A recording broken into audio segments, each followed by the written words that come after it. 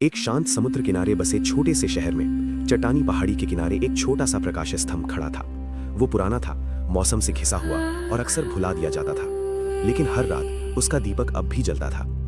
उस प्रकाश स्तंभ का रखवाला एक बुजुर्ग व्यक्ति था जिसका नाम हारिस था।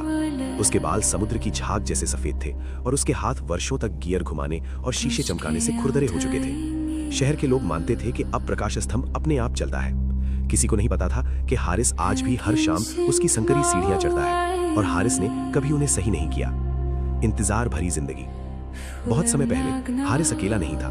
वो और उसका छोटा भाई इमरान साथ मिलकर प्रकाश स्तंभ की देखभाल करते थे।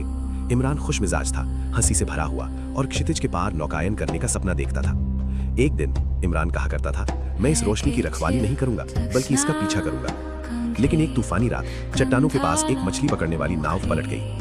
इमरान मदद के लिए दौड़ पड़ा। समुद्र बेकाबू था, हवा चीख रही थी। इमरान फिर कभी वापस नहीं आया। उस रात के बाद हारिस ने दीपक को पहले से भी ज्यादा उज्जवल जलाए रखा।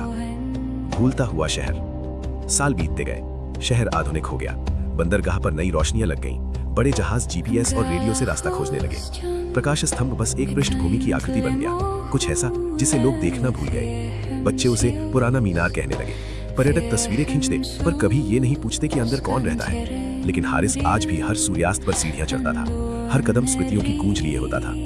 अगर रोशनी बुझ गई, वो फुसफुसाया, तो कोई अपना रास्ता नहीं ढूंढ पाएगा। तूफान की रात। एक शाम अचानक आसमान काला पड़ गया। लहरें जोर से चट्टानों से टकराने लगी। कई सालों में सबसे भयानक तूफान आ गया। शहर की बिजली चली गई। आधुनिक बंदरगाह की रोशनियां टिमटिमाई और बुझ गईं। समुद्र में दूर एक छोटी नाव लहरों से जूझ रही थी।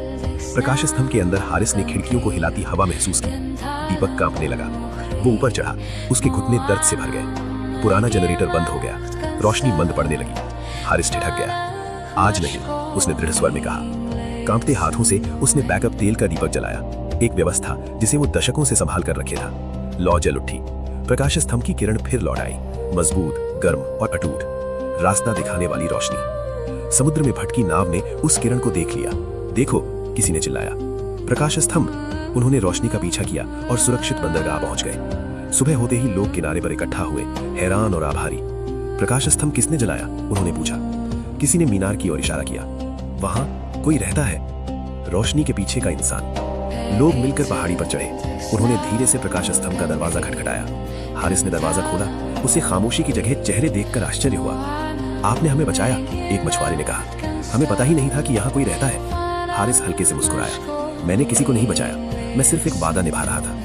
एक नई शुरुआत। उस दिन के बाद प्रकाश स्तंभ फिर कभी भुलाया नहीं गया। बच्चे हारिस की कहानियां सुनने आने लगे।